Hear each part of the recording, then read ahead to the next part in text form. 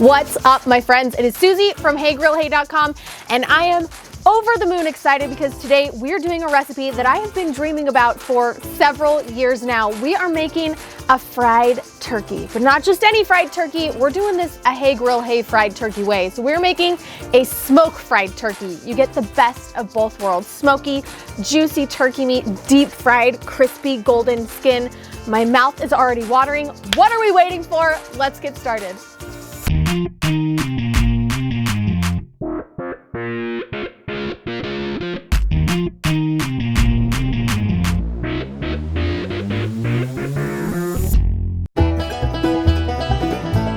We are going to be Cajun injecting this turkey before we smoke it and fry it. But before I can do any of that, I need to make sure that I have my oil pot ready to go. So when it's ready to go into the fryer, I know exactly how much oil I'm going to need. This is going to help prevent bubbling over of the oil and fires and all of the bad things associated with deep fried turkeys. And it's super simple. Here's how you do it. Start with your turkey frying pot. These are typically 28 to 30 quarts and it will hold an 18 to 20 pound turkey. Since I have a 19-pound turkey today, this is the exact size that I'm going to need. Now my pot already has a fill line, so I have filled it with water just to that point. If you don't have a fill line at home, I would start with halfway full of water. You're gonna take your turkey, put it in a bag big enough to hold a 19-pound turkey. I'm using a garbage bag, and you just wanna lower your turkey gently into the water. A clean garbage bag. A clean garbage bag. Yes. Thanks, Todd. And as we lower the turkey into the water, what we're looking for is to ensure that the water level goes above the top level of where the turkey sits in the pot. We want to make sure that the turkey is entirely covered with oil, and then you just take your little marker after you pull the turkey out, mark off exactly where that fill line is, and now you know exactly how much oil you'll need for frying when we're ready for that step. All right, now that we know exactly how much oil that we're going to need, let's talk a little bit more about what needs to be happening with the turkey itself. Like I said, this is 19 pounds, 18 to 20 pounds is kind of a great size for a deep fried turkey. There are no giblets or neck left inside of the cavity of the turkey itself. It is fully defrosted. The last thing that you want to do is put a frozen turkey into a deep fryer. It can cause many, many problems. So make sure you take your turkey out with plenty of time to defrost. I've also removed the little pop button turkey timer. Those really aren't accurate, and you don't want it in there when your turkey is in your hot pot of oil. It'll probably melt. So I think that's it for turkey. Now let's make our Cajun injection. Of course, you can buy the pre-made Cajun injection kits at the store, but why would you do that when you can make your own? This one is super simple. It's only 7 ingredients, and it pops. It's got the mouth pop of delicious flavor that you want in a Cajun smoke fried turkey. Here's what you'll need. In a small saucepan, I've got 8 tablespoons of unsalted butter, 4 tablespoons of your favorite Cajun or Creole seasoning. This is Tony Chachere's, but if you have a favorite one, go ahead and use that. What you want to look for though is a fine grain seasoning. You don't want anything with big pieces of herbs or spices in it. It'll get stuck in your injector. So Tony Chachere's is a great option. Everything is really fine in there. I also want the juice of a whole lemon. I would say this is about 2 tablespoons. Okay, you also want a tablespoon of Worcestershire sauce, a tablespoon each of granulated garlic and granulated onion, and 2 teaspoons of Tabasco sauce or your favorite hot sauce. And if you want this a little bit spicy, you want to jazz it up a little bit, you could put in a teaspoon of cayenne pepper here. We're gonna pop this guy over medium heat and we're gonna let it simmer for 5 minutes. That time simmering is really gonna allow those seasonings to kind of blossom into the injection. All of the butter is gonna have that super yummy, well-seasoned flavor, and then it will be ready to inject.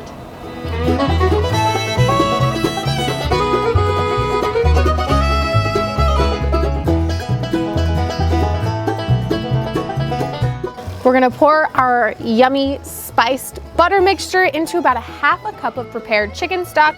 This is gonna give us the exact right consistency for injecting into our turkey. Yep, that's perfect. Yep. That's yummy. It's lemony, but not sour. It's got a really good kick of heat. And you can see all of the spices are really fine. This is gonna be perfect for injecting. So let's do it. First, I'm gonna start by tucking my wing tips on my turkey.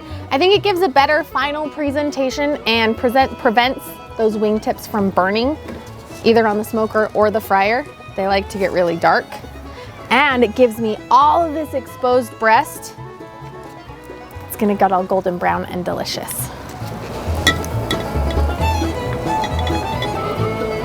Take your injector needle, push it into the thickest part of your turkey breast, and depress it about 1/3 of the way. Then pull it out, but not all the way out. Remember, we want to keep as few holes as possible. And change direction, about 45 degrees. Depress it another 1/3. And then do that again. Pull it back, but not all the way out. Change direction and depress it the rest of the way. Now that way we were able to get 3 different areas of the breast with 1 hole, 1 injection, and that'll give us a lot more even coverage of the injection inside of the turkey meat itself.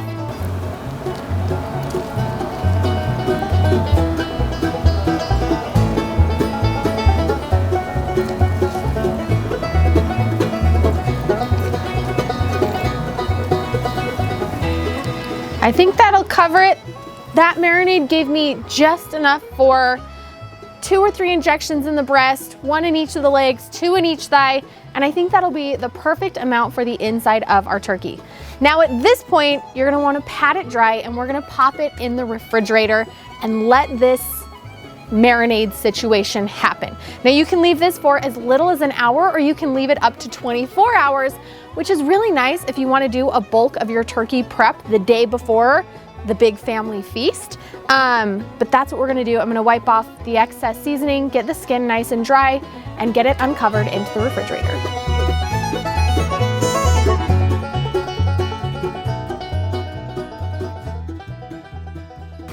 Okay, our beautiful turkey is out of the fridge. It's time for the smoke step of our smoke fried turkey.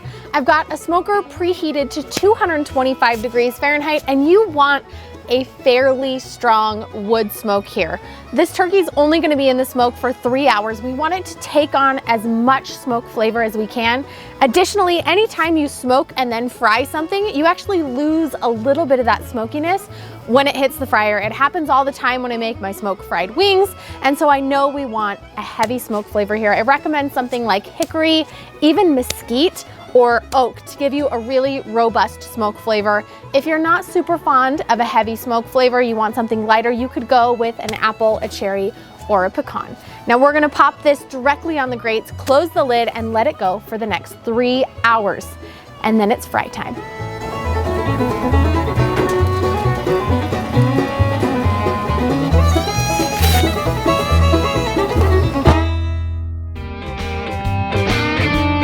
All right, our turkey has been on the smoker for about 3.5 hours. I checked it at 3 hours. It didn't quite have the color that I wanted, so I let it go a little bit longer. Our internal temperature on the turkey right now is about 125. So what that means, it's time for me to start preheating the oil so we can deep fry our bird. Now we've got a dedicated turkey fryer situation happening here. We just picked ours up at Sportsman's Warehouse, but they're easy to find online as well. You just want one that can hold a turkey. And like I said, that's gonna be about 28 to 30 quarts in the size of your pot. And we're gonna be frying with a mixture of peanut oil and soybean oil. Canola oil is another great option for deep frying. I'm gonna get the oil in the pot first and then turn on the propane so it can start heating up. It might be exactly enough oil. All right, we just wanna make sure that our oil is full to the fill line that we marked on the outside of our pot earlier when we stuck our turkey in there to measure how much we would need. Looks like we're good to go. We're gonna get this preheating. I'm looking for a temperature on the oil of 350 degrees. I have a long thermometer that's gonna be reading inside the oil, but I'm also gonna be using my instant read to spot check. Our 3.5 hours of smoke are done.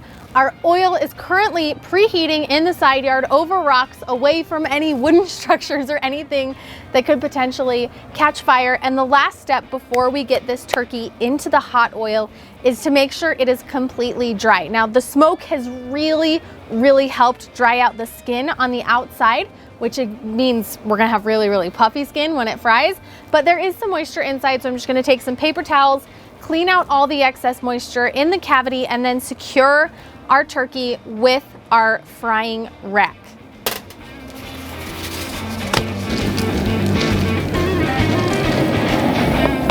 Are you ready? I'm ready.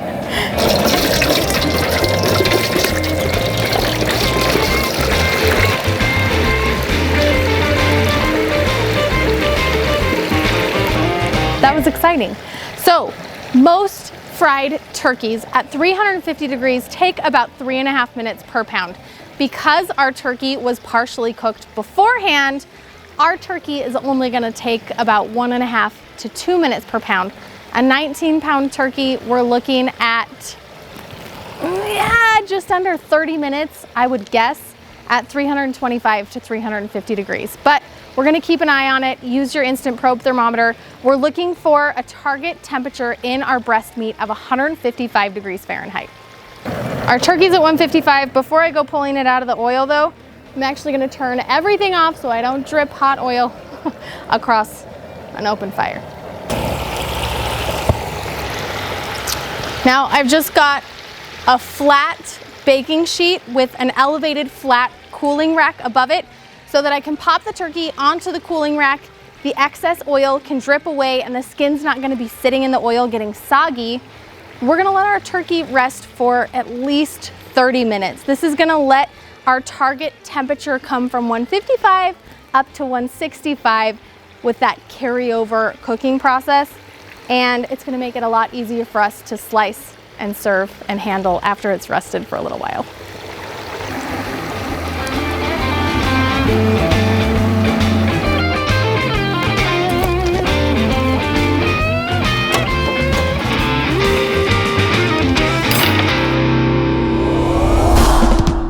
So, cosmetically, 90% beautiful. We had some splitting along the skin on the legs.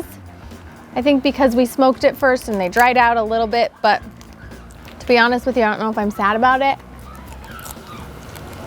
because the skin in between there is so crunchy and yummy. Oh my gosh. All right, I'm gonna break this bad boy down, take off the breasts, the legs, the thighs. We got some light meat, some dark meat, and then we'll do an official taste test and not just me gluttonously biting off pieces of crunchy skin. Turkey is carved. It looks absolutely phenomenal, but it doesn't matter how it looks. It matters how it tastes. I mean, I already know the skin is good because I picked a bunch of pieces off, but I also have some beautiful thigh meat here. And what I do with the thighs is I chop up the skin meat and mix it in with the shredded thighs so you can get a little bit of dark meat and a little bit of skin. That's really yummy. Another nice thing about the dark meat is even if there are pockets of injection, kind of mix them all up together and you get all of that super yummy Cajun-y flavor.